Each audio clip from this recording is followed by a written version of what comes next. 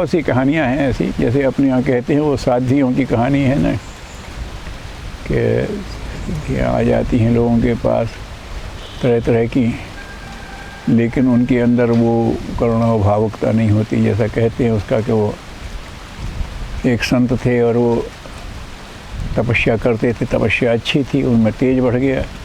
पेड़ के नीचे बैठे थे, एक चिड़िया ने बीट कर दी, तो बड़ा गुस्सा आया, तो गुस्से से देखा तो वो चिड़िया जल गई। और तो उन्हें लगा अरे यार मेरे अंदर तो बहुत तप शक्ति हो गई है, मेरी तो निगाह से चिड़िया जल गई। तो ये अहंकार आ गया। भिक्षा जी थे, करने लगे, रोज़ भिक्षा देते थे। एक दिन गए एक गृहिणी के यहाँ भिक्षा मांगे, तो आवाज़ देते भवती भिक्षाम देहि, तो आकर के दे देती आ रहे हैं। उसके यहाँ से बेटा प्रतीक्षा करो, मैं अपनी साधना में लगी हूँ, थोड़ी देर बाद मैं करूँगी। तो उसके मन में आया कि देख लो मुझे कह रही प्रतीक्षा करो, जानती नहीं है कौन हूँ मैं। अपने उसका सिद्धि का अहंकार हो गया। तो भीतर से आवाज़ आई, बेटा यहाँ कोई चिड़िया नहीं है जो तेरे क्रोध से जल जाएगी, खड़ा रहे। उन्होंने कहा ये तो मारेगा यार, किसी यहाँ से मन की बात पता पड़ गई, ये कौन सी साधना करती है। तो अहंकार पानी पानी हो गया।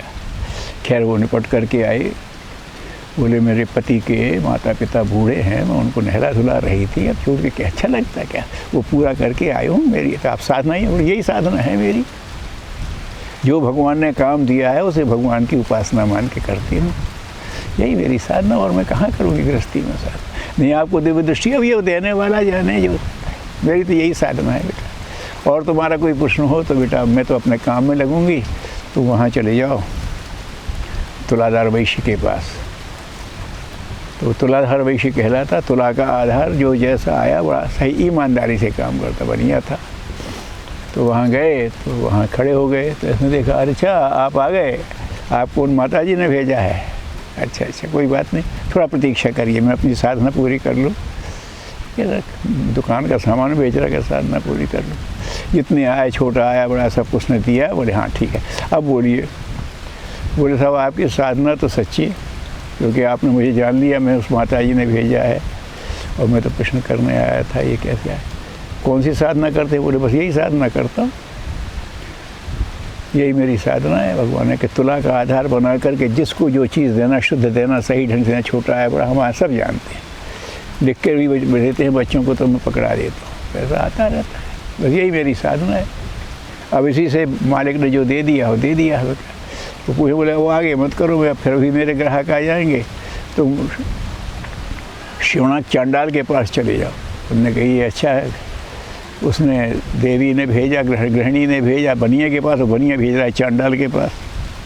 लेकिन अब जो देख चुके थे उसके नाते, तो फिर वो गए, तो चांडाल अपनी सफाई कर रहा था महत्व। जैसे उसे देखा उसने लेट के साष्टांग प्रणाम किया, आइए महाराज पंडित जी आप आ गए, मैं अपनी साधना निपटा लूँ, फिर आपसे बात करूँगा। आपको उन्होंने तुलाधार वैश्य जी ने भेजा है। तो इसे भी पहले से पता है, उसने किया, उसने पूछा एक दो, बोले अब ये मैं तो फिर अपने काम में लगूंगा, आप धर्मव्याध के पास चले जाओ। वो कसाई मांस लेता, काट के बेचता रहता था। तो वहाँ गए, तो उसने भी वैसे ही देखा, हाँ आप आ गए, आपको थोड़ी प्रतीक्षा करना पड़ेगी, मैं अपनी साधना पूरी कर लूँ, फिर आपसे बात। तो आप बैठ गए। ये सारे तो सच्चे हैं, सबके साधना कोई बता ही नहीं रहा है कौन सी करता। तो फिर वो जब खाली हुआ, तो उसने फिर बिठाल करके उन्हें समझाया। तो व्याध गीता के नाम से एक पुस्तक है, तो उसने जो इन प्रश्न पूछे हैं जवाब दिए, अध्यात्म के उसने बड़े प्रश्न दिए हैं, व्याध गीता के नाम से यहाँ प्रसिद्ध है। तो अब वो सब उसने बता दिया। तो ये कहने का उनका ये है कि भगवान ने जो ये सारे वर्ण मेरे बनाए हैं, काम मैंने सौंपे हैं, जो भगवान के सौंपे हुए काम को पूरी निष्ठा से करता है वो भगवान की पूजा ही होती है, और उसी से वही उसकी साधना है। साधना के नाम पे ये करना वो अलग है, ये लोगों को चल गई है, लोगों ने अपने अंदर अपनी महत्वाकांक्षा पूरी करने के लिए जो सिद्धियाँ अर्जित करना शुरू कर दी हैं, तो उसी को लोग साधना मानने लगे। वो तो भ्रम है, उसे सिद्धि मानते नहीं, उसे थियोसॉफिकल एथीइस्ट कहते हैं, ये बहकाने वाले हैं, क्योंकि ईश्वर की इच्छा का तो पता ही नहीं है।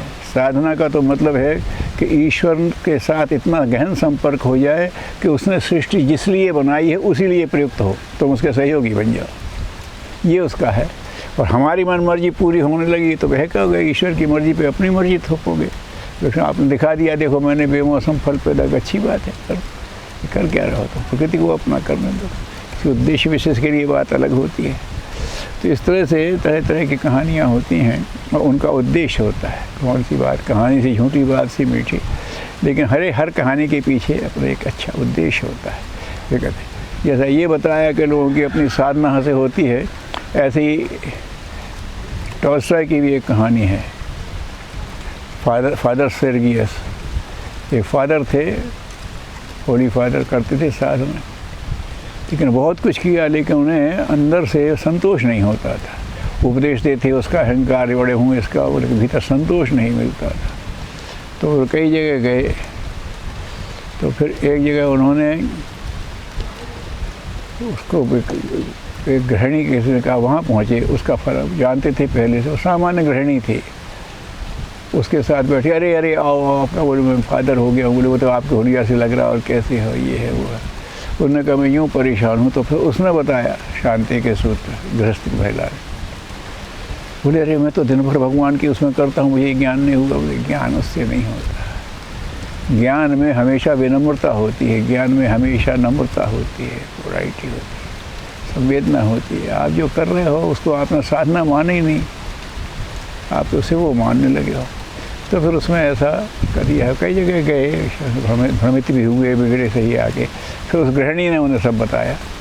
तो कहने का वो चाहे टॉल्स्टॉय लिखें, चाहे हमारे यहाँ के ऋषि लिखें, चाहे जो करें, लेकिन कहानियों के पीछे जो मर्म होता है वो यही मर्म होता है कि आदमी भगवान की दी हुई सृष्टि को समझे, उसके नियमों को समझे, उस नियमों के हिसाब से भगवान के नियमों को समझे, और उस पर चलते हुए भगवान का सहयोगी बन के ईश्वरत्व को प्राप्त करें। यही सबका है अंतिम उद्देश्य। कहीं किसी धर्म में चले जाओ तो उनका ये है कि भगवान के साथ प्राणी का एक ऐसा तालमेल बढ़ जाए।